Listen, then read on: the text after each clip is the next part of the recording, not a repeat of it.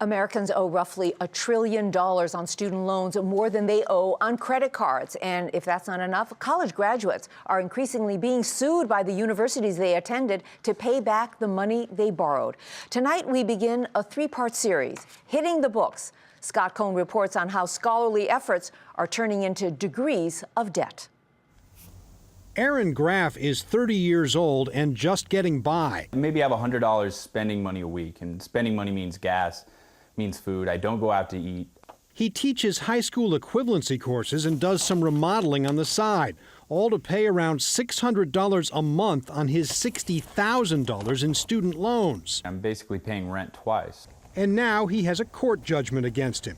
George Washington University, where Graff earned a degree in 2010, sued him last year for non-payment of a $4,000 federal Perkins loan for low-income students.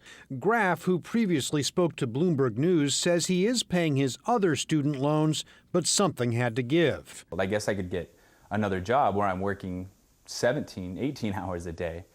The university wouldn't talk about Graff's case, but says in general, litigation is a last resort, a view shared by administrators across the country. By and large, though, I think most institutions are trying to work with their students. The problem is that delinquent student loans are growing, passing late credit card payments for the first time, and federal law requires schools to collect and sometimes sue. Unlike most forms of debt, you can't get out of a student loan, not even by declaring bankruptcy.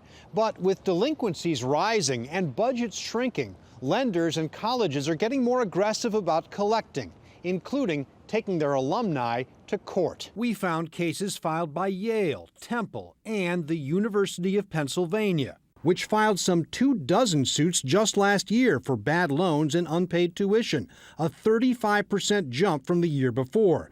The university has declined to comment.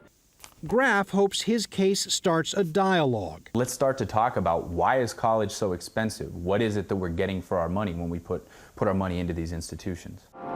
It's a conversation colleges are willing to have, but they also want their money. Scott Cohn for Nightly Business Report, Philadelphia.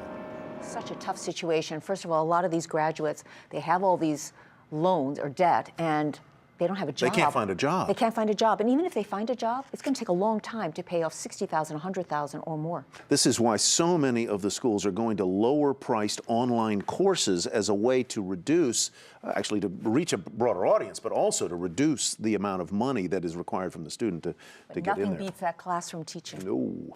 Of course, money management is a lesson we all need. And tomorrow, in part 2 of our series, Sharon Epperson is going to report on the growing demand to make financial literacy a core requirement in high schools across the country.